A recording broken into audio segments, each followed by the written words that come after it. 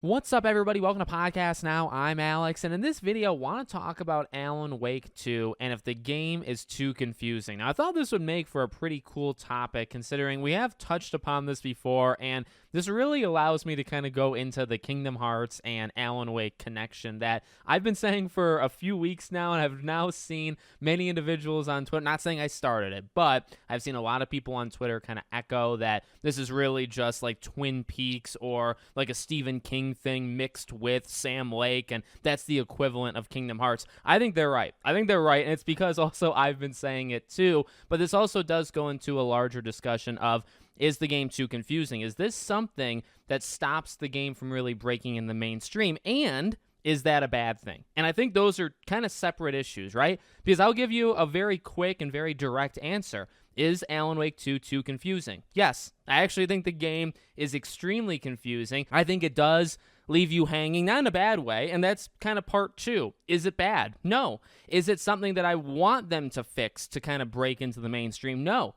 I live in this world, or at least I want the world. No, actually, it's almost reverse. I want the world to live in this little bubble where we can have a game like Alan Wake 2 exist, be convoluted, ask questions, demand, you pay attention to every little thing and you still don't even figure out everything, and it'll do well. And we kind of accept it as what it is. Now, that is why I've been saying for a couple weeks now about Kingdom Hearts. This is the exact same thing as Kingdom Hearts. There's not exactly parallels in terms of this. Well, you know what? There maybe is, because light and darkness in Alan Wake, light and darkness in Kingdom Hearts. Heartless, the light. There's a lot of similarities even in like the themes of these two games, but I've long said Sam Lake, Tetsuya Nomura, they're almost the exact same person. Now, Tetsuya Nomura has had more time to make Kingdom Hearts games. He's made more Kingdom Hearts games than we have of Alan Wake, but it's actually a very similar trajectory, and it's also why I love them. And that's, again, why, don't take this the wrong way. Is Alan Wake 2 too confusing?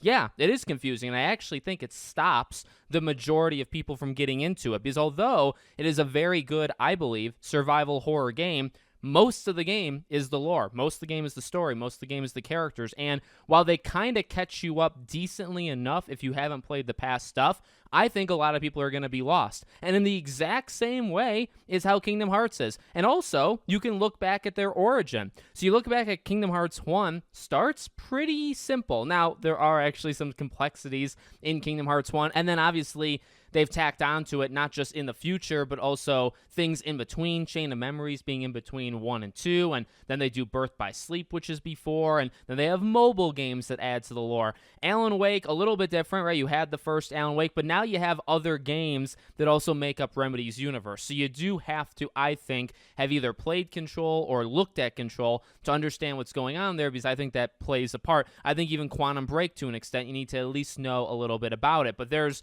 novels, there's DLCs to Alan Wake, right? There's American Nightmare as well. So there's honestly a lot of similarities to how they started, being not the most complicated of all time, but definitely starting it off, kicking it off, and then kind of getting more convoluted as it goes. Now, I've said, we actually said in the video I did with Hidden Machine a few days ago, I love that about Alan Wake. I love that about Sam Lake, and I actually think he's kind of a genius in the same way I think Tetsuya Nomura is a genius, because I believe to craft these stories and to have us talking, you have to have just the right amount of crazy. It can't be too crazy, because then you can't talk about it. Who's going to talk about Kingdom Hearts and make theory videos on it? Who's going to talk about Alan Wake and make theory videos on it if it's too insane? Now, you can't argue that it's already too insane, okay? I would understand that. But if it really is to everybody, then you can't even talk about it. And that would destroy the entire thing. So it's got to be crazy, because it's got to ask all these questions of you, and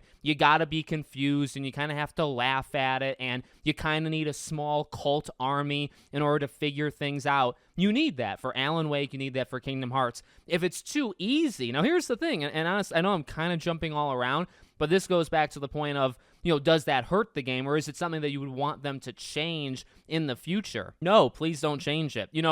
gatekeep. You could call it gatekeeping. You can not call it. I don't really care, what you end up calling it. But look, if you make it a mainstream product, I think that bleeds a lot of the originality out of the game. And I believe that with Kingdom Hearts, if you make it too mainstream, and this is the tough thing about like the world and like money, you need money to make these products. You need companies to give the green light and say, okay, go make an Alan Wake 3. Okay, you can continue making Kingdom Hearts games. If you have those companies stop saying okay to you, you're done. And then there's a fine line of, well, if you make it too insane, not enough people are going to support it to continue it going forward. If you make it not insane, like at all, then you might sell more. You might. And I would honestly say, like, Kingdom Hearts 3, to me, a disappointing game. Kingdom Hearts 3 is one of the worst Kingdom Hearts games, in my opinion. That could be a hot take. I really don't think it is. And I think that game went very mainstream, okay? And also, they didn't really go for it in terms of, like, the big plot points, like, with the convolutedness. He didn't really take those steps I thought they were going to take. But look at what happened. At least at launch, Kingdom Hearts 3 was the fastest-selling Kingdom Hearts game of all time. And I don't know about the stats now, but I would imagine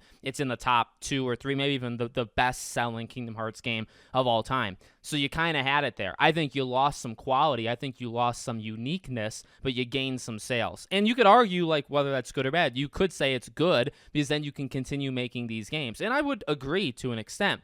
Alan Wake, similar, well, not really. It's not in a similar situation right now. Maybe it would be so going forward. I actually think Control was almost that, where it was a little bit more mainstream. I think like gameplay functioning was actually pretty darn good and even different than Alan Wake. I think it attracted people that obviously didn't play Alan Wake, and yet it still was a little convoluted, still, made that connection. It was the game to make the Remedy kind of connected universe, right? So now you go into Alan Wake 2.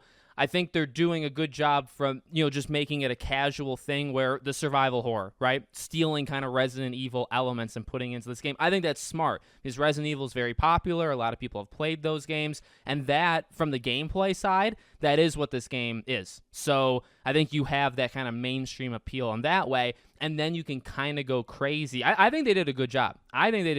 Now, is it too confusing? I mean, it is confusing. I guess too much is a subjective question, right? But they are going for it in the lore, and then they're kind of taking a more safe-ish approach in terms of how the game plays because they're kind of copying from other things. Now, they did their own stuff. I'm not saying it's entirely Resident Evil. The way they do scares and like make people scared in this game is really, really clever with kind of the environment shifting and, the dark presence, kind of, just the pop-in kind of things. I think it's very, very smart, and it's unique, and it fits with the lore of the game. So these are kind of videos. I'm trying to make this like a theme with Alan Wake videos. I'm all in. I am all in on this kind of product. You continue. And the worst case scenario would be for them to say, okay, we're going to make a third one, but look, we got to be a little safe with it because, we want money to like make other games too. And I think for Sam Lake, because I personally don't feel like Sam Lake has any interest in kind of not dumbing it down, but because it really wouldn't be dumbing it down. But in terms of like, if you told him, hey, would you consider making it a little less confusing, like kind of just being a bit more direct? I could see him looking you in the face and saying, no, like I'm not doing that. And I respect the heck. In fact, that's what I want to hear from him, right? So I'm all for that. I do just get a little worried that, and we've talked about it, sales. We still haven't seen, every day is almost an update in that department. We still haven't seen sales figures for Alan Wake. And the longer it goes, the more worried I get. And you could ask yourself, well, why wouldn't it sell? I have the answer. It's actually quite easy. It's because of the convolutedness. It's because of the lore. Maybe you could argue like the live action stuff, but I think people are not that like anti it. I really don't. So I think it's more you hear how confusing it is. You hear all the basically homework you have to do before. And I agree. You have to do homework before you play Alan Wake 2. I don't think you get the most out of Alan Wake 2 if you don't do your homework. And I can understand why the majority of gamers on planet Earth would say no to that. And guess what? They are. They're not doing it. And that's okay. Because, again, I want to live in this world where we can have products like this, where you do have to do your homework. It is understood by those that want all of the game to do that homework. You have to do it. And it's understood by those people. That's fine. And the game sells just enough to be successful where you get more of them. That's the world I want to live in. And so far, I mean, it took them 13 years, but so far, like, we have that with Remedy. Like, they're able to do that. So hopefully that's where we can continue with the game. So let me know what you guys think in the comments. Make sure, as always, you're subscribed to the channel, bell icon turned on, and I hope to see you all on the next one.